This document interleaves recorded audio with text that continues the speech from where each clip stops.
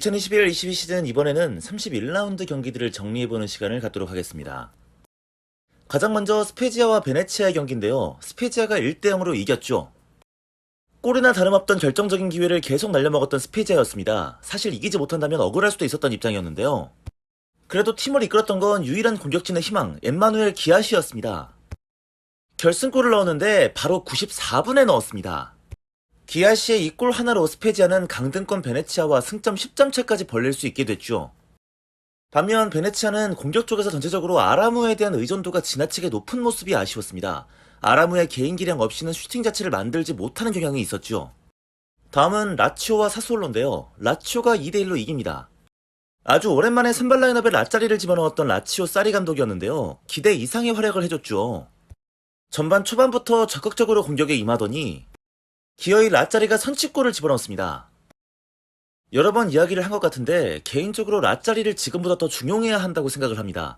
적어도 공격 하나만큼은 확실히 잘하지 않냐 이 말입니다. 후사이보다는 낫죠. 그리고 라치오 추가골 장면에서는 세트피스에서의 완벽한 패턴 플레이를 잘 봤는데요. 밀린코비치 사비치가 침투하는 움직임에 딱 맞춰서 킥이 됩니다. 그렇게 손쉽게 골을 넣었습니다. 사리 감독을 만난 이후 더 발전된 모습의 밀린코비치 사비치입니다. 이번 시즌 리그에서만 9골 9개 어시스트를 기록하고 있죠. 반면 사솔로는 골대를 맞춘 이 장면이 너무나 아쉬웠습니다. 다음 경기는 살레르니타나와 토리노의 경기인데요. 토리노가 1대0으로 이겼습니다. 파지오가 살레르니타나의 경기를 크게 그르쳤던 한 판이었는데요. 일단 벨로티의 목을 감고 돌리면서 굉장히 어이없게 PK를 내줬던 파지오였습니다. 하지만 이 PK가 실축이 되는데요. 문제는 벨로티가 PK를 차기 전에 살레르니타나의 선수들이 박스 안으로 먼저 진입을 했다는 이유로 다시 PK를 차라는 판정이 나오고 말았습니다. 그리고 다음에는 벨로티가 놓치지 않았죠. 이후 파지오는 벨로티와의 경합 과정에서 또 한 번 옐로 카드를 받으면서 이번 경기 퇴장까지 당하고 말았습니다. 그럼 반대 입장에서 본다면 토리노 입장에서는 벨로티가 이번 승리에 큰 공헌을 했다고 볼 수도 있겠습니다. 베리샤 골키퍼도 좋았습니다. 주전 골키퍼 밀린코비치 사비치가 부상으로 나오지 못하면서 선발 출전을 하게 됐는데요. 결정적 선방을 2개 해내면서 한 골차 리드를 잘 지켰죠. 이번 경기는 뭔가 토리노가 되는 경기였습니다. 살레르니타나는 조금 위험합니다. 급하게 니콜라 감독을 데려왔지만 경기력이 조금 좋아졌을 뿐 쉽게 1승을 추가하지 못하고 있는 상황입니다. 다음은 피오렌티나와 엠폴리인데요. 피오렌티나가 1대0으로 이겼습니다. 주장 비라기 때문에 승리를 놓칠 뻔했었던 피오렌티나였습니다. 동료의 백패스를 비라기가 그냥 흘려버리면서 오히려 엠폴리에게 골을 내주게 됐거든요. 이 골이 들어가기 직전에 피나몬티의 파울이 VAR로 걸리면서 취소가 됐기에 망정이지 비라기가 원흉이 될 뻔했습니다.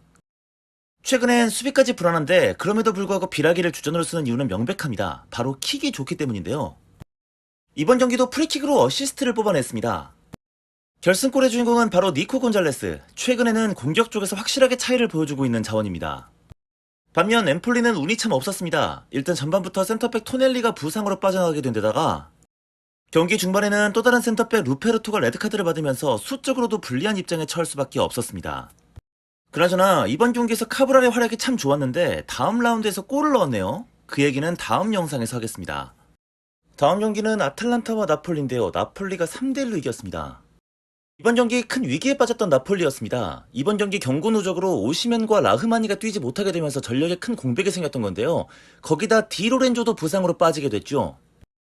특히 오른쪽 풀백 자리에 큰 우려가 있었습니다. 과연 디로렌조의 자리를 고작 2000년생의 어린 선수 자놀리가 얼마나 잘 메울 수 있느냐 걱정이 될 수밖에 없었죠. 하지만 전반부터 자놀리는 좋은 드리블과 패스로 PK를 얻어내는데 큰 공헌을 합니다. 그리고 인시냐가 놓치지 않고 밀어넣었죠. 나폴리는 기술적인 프리킥으로 추가골을 넣었고요. 빠른 역습으로 엘마스가 추가골까지 넣었습니다. 거기다 오스피나 골키퍼의 빛나는 선방들도 승리에 한 몫을 했었죠. 이번에 축구가 전체적으로 되는 날이었습니다. 우려가 됐던 자놀리도 풀타임을 소화하면서 좋은 활약을 보여줬던 것이 굉장히 인상 깊었습니다. 다음 경기는 우디네세와 칼리아리입니다. 우디네세가 무려 5대1로 이겼습니다. 우디네스에게는 한 가지 고민이 있었습니다. 주전 공격수 베투가 지난 1월 9일 이후 무려 3개월 동안 골을 아예 넣지 못하고 있었다는 점입니다. 그랬던 베투가 이번 경기에서 완전히 살아났습니다. 베투가 해트트릭을 기록한 겁니다. 최근 베투의 모습만 떠올려보면 누구도 예상하기 어려웠던 활약이었죠. 거기다 센터백 백항도 골을 기록했고 올리나는 안정환보다 몇 배는 멋진 로빙슛을 넣었습니다. 반면 후반기 들어 나쁘지 않은 행보를 보였던 칼리아리는 다시 4연패에 빠지고 말았습니다. 다음 경기는 삼프도리아와 로마입니다. 로마가 1대0으로 이겼습니다. 미케타리안의 딱 한 골로 승리를 가져온 로마. 이번 경기도 로마의 원더보이 잘레브스키가 좋은 모습을 보여주면서 어시스트를 기록했습니다. 태클 숫자도 3개로 팀 내에서 가장 많았죠. 그리고 자니올로가 부상으로 빠진 상황에서 오히려 탐이 원톱 전술에 굉장히 효과를 보고 있는 로마입니다. 그리고 그 중심에는 펠레그리니의 활약도 있는데요. 탐이 원톱 전술에서는 오히려 펠레그리니의 2선에서의 활약이 굉장히 좋습니다. 그리고 펠레그리니는 교체 아웃 과정에서 다소 의도적으로 시간을 끌면서 결국 옐로 카드를 받고 경고 누적으로 다음 경기 나오지 못하게 됐는데요. 다음 경기가 리그 꼴찌 살레르니타나와의 경기이기 때문에 의도적으로 카드를 세탁한 게 아니냐는 의심이 되긴 합니다. 어쨌든 무버지와 함께 이제 리그 10경기 연속 무패 행진을 이어가는 로마 되겠습니다. 다음은 이번 라운드 가장 중요한 일전이었던 유벤투스와 인테르입니다. 인테르가 1대0으로 이겼습니다. 브로조비치가 부상에서 돌아왔지만 데브라이는 아직 돌아오지 못하면서 담브로시오가 선발 출전한 인테르입니다. 수비 쪽에 불안 요소가 있었죠. 그 때문인지 인테르는 이번 경기 컨셉을 아예 수비 축구로 잡았습니다. 90분 내내 완전히 내려앉으면서 수비 위주로 운영을 했는데요. 그러던 인테르에게 행운이 있었습니다. 돌파하던 둠프리스의 발을 모라타가 밟으면서 PK를 얻어내게 된 건데요. 근데 이걸 차라놀루가 못 넣었어요. 근데 여기서 또 한 번 운이 좋았던 것이 볼을 차기 전 데리으트가 먼저 박스 안으로 들어가면서 PK를 다시 차게 된 겁니다. 그리고 다음번은 차라놀루가 놓치지 않았습니다. 그리고 이후에도 인테르는 수비 위주로만 경기를 하면서 결국 한 골차를 지켜내는 데 성공했습니다. 유벤투스는 아쉬운 부분이 많았죠. 일단 라우타로가 로카텔리 얼굴 쪽을 발로 차면서 피를 흘리게 만들었는데요.